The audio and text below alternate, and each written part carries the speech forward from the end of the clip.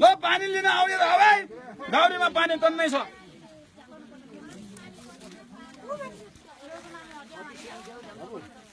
तिमीहरु कपडा लाउ न अब लुगा खोल अब कपडा लगा है यो पखाल्ने यहाँ होइन आफै बाहिर पखाल्ने कहाँ यहाँ पखाल्ने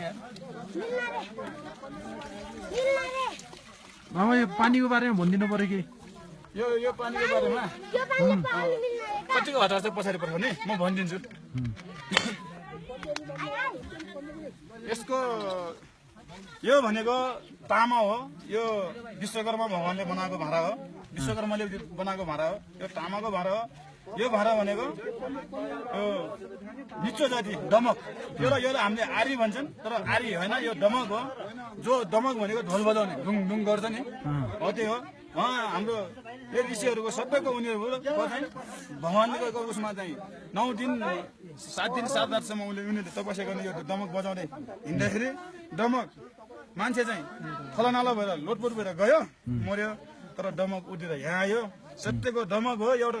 यो दमक मान्छेले चलाएको हो यो सबै सिमल थियो पोहोर मैले सफा गरेको बल्ल बल्ल त्यसले गर्दाखेरि यो दमकको पानी अझैसम्म आएको जतिलाई पनि माग्छ मेरो परिवार धेरै छ भने म दुई मग दिन्छु अरूलाई भने 1 मग चाहिँ मैले सधैँ यही अङ्ग्रा मेरो स्केल हो त्यो बाहिरै बस्छ यो अङ्ग्राभरि जति 100जना मान्छे आयो भने पुरा छु अझैसम्म सिद्धिएन यसको महत्त्व भनेको यो पानी चाहिँ के गर्नुपर्छ भने घाम लागेर आफ्नो परिवारको चाहिँ जहाँ हामीले धुपबत्ती गरिन्छ पूजापाठ गरिन्छ त्यो ठाउँमा ठोरे चलाउने अनि त्यसको पछि यसको एक ठुपा भने पानी आफ्नो परिवारलाई खुवाउने